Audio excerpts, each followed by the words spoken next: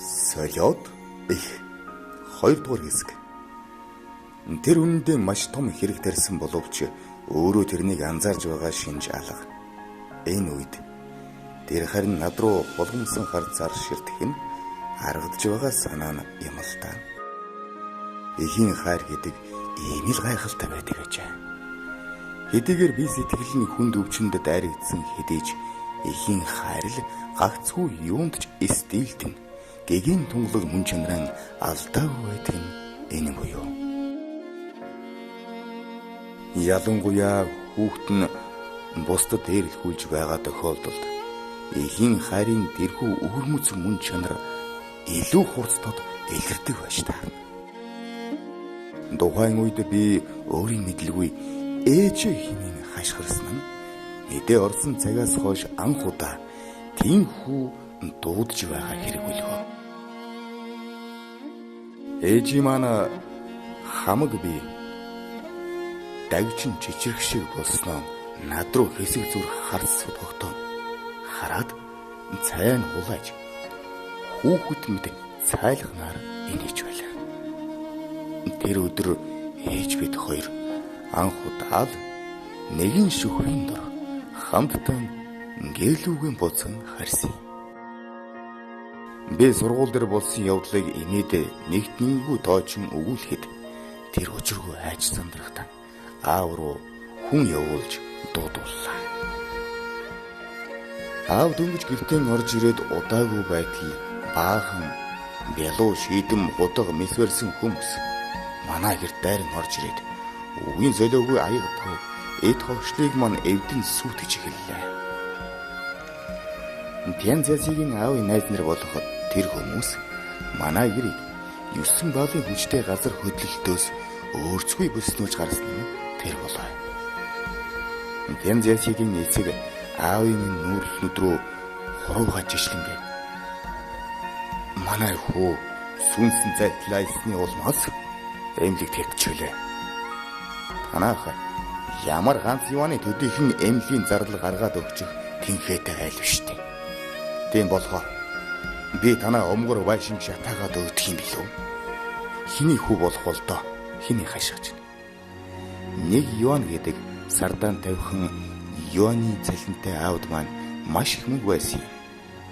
Пан өвгтнийхэн яхаас буцахгүй төрх байдлыг хараад аавын нүд хэрсэн бухнаас өөрцгөө аим шигтэй улаагаад ирлээ.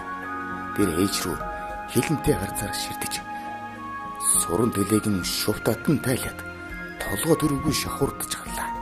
Хөөрхий ээж маань өвдөж шаналхын ирэхээр ус цутгуулсан огтн мэд ор байх газраа олж ядан ээжтэй шуулгахыг хийж байна. Гэсэн хэдий ч тэр занган нунсан ан араатан лугаа адил байдгаараа чарлан дэвшлэх дүр зураг хийгээд суран дэлэний таснаас хийсэн жихүүн дуг би энэ насан турштай дав мартаж чадхааргүй сэтгэлд минь хоног шимэлдэж байна. Тэгж байтал ашгүй хорооны цагтаа хүрэлцэн ирээд аавын зэрлэг хүчирхийлийг намжин хоригсон юм. Цагдаагийн газараас маргалдагч хоёр талын айл нь чамгүй хохирол амссан болохоор хин хиндэн өр авлахгүй эвдэр хэрэгтэй. Хэрвээ энэ болслыг айлын тал нь хүлээн авахгүй байх уус баримтлах хүртэл шийтгэл оноо хэмээн албан зохицуулсан юмдаг. Нөгөө айхтар догшин хүмүүс яваад өгсөний дараа аав эвдэрч хагарсан эд хогшил хийгээд зосны жидэн удгалдсан хөөрхий ээжийг минь гөлрөн харж байсан. Гэнэт ихэн ойр дүү тань ууж ээжийг тэрэн аваад солиод ихнэр минтээ би чамайг санаатай гинтэх гэсэн хэрэг биш шүү. Хэрвээ ингэж аргалахгүй бол бидэнд ямар тэдний тавьсан болцлын дагуу хохирлыг төлж марагдуулах боломж байхгүй шүү дээ. Яг зөвдөө хүний зовлон гэж яасах айхтар байт юм бэ? Хэмээн өгүүлэх зур над руу ширтээд яшуурын жил эрдэм намаа сайн сураад их сургуульд элсэн суралц тийм шүү. Эсвгөөс манайх гэдэг айл насан туршдаа бусдын гарын шүүс болсон хэвээр үлдэх болно. Ойлгосноо миний хөө. Гэхдээ би нулимс тузлуулан толгойд өгсөн юм. 2 жилийн дараа хичээл сурлагын онд сайн дүнтэйгээр ахлах дунд сургууль элсэн ороход хорвоогийн хатуу хөдөө жамын ёсонд нухлагдж гүйдсэн инээ маань хүнд өвчин тусаад нөгөө ертөнцид одлоо. Ингэснээр манай гэр бүлийн амьдрал улам хэцүүдэн дордоод эхэллээ. Хошууны засгийн ордноос намайг онцгой ядуу айлын бүртгэлд хамруулснаар сар болгон 40 юаний цай тэтгэмж авах боломжтой болсон сацуу миний суудаг ахлах сургуульч боломжийн хэрээр сургуулийн төлбөрийг хөнгөлсөн тул би өргөжлүүлэн суралцах боломжтой боллоо. Сургуулийн дотор байранд сууж үзэх хичээл шахуу болохоор би гэр орондоо харих боломж тун цөөхөн олдог. Аав маань нөгөөх 50 юаны яцэг хөлстэй манаачин ажилтайгаан зуралдах тул надад хоол унд зөөх хүнд хүчээр алба яахарахгүй ээжийн толгой дээр буулаа. Хөршээлийн сайхан сэтгэлд авгаа шанцаа тэргүүд хөнгөн хоол зууш бэлдээд ээжээр өгч явуулдаг байсан юм. Азар 20 гаруй километр хол уулын нарийнхан жимээр ээж маань алдаа эндэгдлгүй яваад сурч өгсөн тул аадаргар аюулт залгиж шуурхагч ажирхгүй довсаар хүрээд ирдэг байлаа. Үрээгэлсэн эхийн сэтгэлийн галзуу солио өвчний аз итгэр яаж чаддгүй юм бэлэг жишээ нь ээж минь өстөнийг харуулж байсан та. Ангаа ухааны үүднээс энэ үзэгдлийг эхийн хайртай холбон тайлбарлахаас өөр ямар ч арга байхгүй байж та. 2003 оны 4-р сарын 7-ны бүтэн сайн өдөр ээж маань надад хоол авчирхтаа хаанаас олсон юм бүү мэд. 10 хэдэн ширхэг зэрлэг тоорч инэс гартаа барьчихсныг надад өглөө. Би тэрнийг аваад хазж үзэгцүү инээ талдаад. Их амттай жимс байна. Та хаанаас авчирав ээж? Гэхэд ээж маань хариуд. Би замдаа түүсэ хэмээн арай ядан ойлгууллаа. Би тэрнийг урамшуулах санаатай ээж минь та улмал ухаалаг болоод байх чинь ингэж хэлэхэд ээж өөдөөс цайлхнаар марсаадлын нэж байлаа. Би ээжигийн буцаад явахад нь замдаа мэдээд яваарай ээжээ гэж захихад өөдөөс толгойд өгсөөр цааш ирэх юмсан. Ээжийг явсны дараа би эсэлтийн ерөнхий шалгалтанд бэлдээд өрөөс гаралгүй сууж галаа. Удаа өдрийн өглөө ангидаа хичээл хийж байтал хөрш айлын авгаа сургууль руу яаран хурж ирээд багшаар намайг дуудуулан гаргаж ирээд уулзлаа. Ээж маань надад хоол хүргэж ирээд гэртийн бузш хайгуу тухай тэр авгаа надад туулгасан юм. Миний сэтгэл маш их бачимдаж замдаа төрч хөгөө байгаадаа гэд бодтол. Яхарахгүй 3 жил алдаа осолгүй явсан замаас яахан гаж хөлөөдэй. Танай ээж чамд ямар нэгэн зүйл хэлээгүй үсттэй нөхөө ингэж айлын авгаа надаас асуулаа. Би хариуд нь онц юм хэлээгүй дээ. Харин надад 10 хэдэн зэрлэг тоорж юмс авчирч өгсөн юм байна. Ингээд хэлтэл өнөө авгаа уулгалдан уян алгадаад баларсан хэрэг болжээ.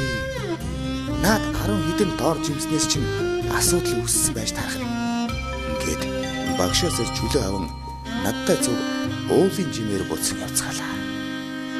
Зам зуур хэдэн ширхэг зэрлэг доорын модон дээр тэмээн дотоо тоорж юмс бүнжийг харагдана. Хивцэг бэрх асхан хатан дээр ургасан болохоор явуулын хүн түгээд идчихлгүй торойн хоцорсон тэр юм баажилтэй.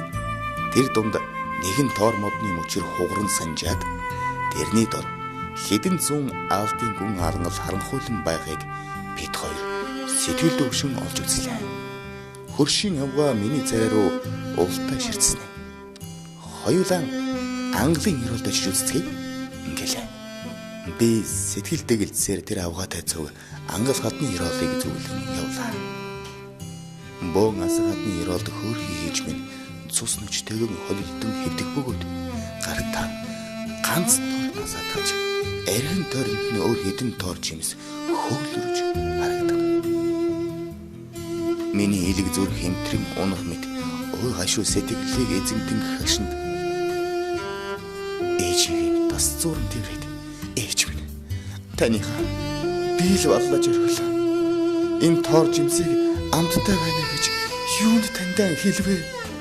Ээж минь та энэ орчлон хорвогийн жаргалаас ганц өдөр чатууга амсаж эдэлж чадаагүй шүү дээ.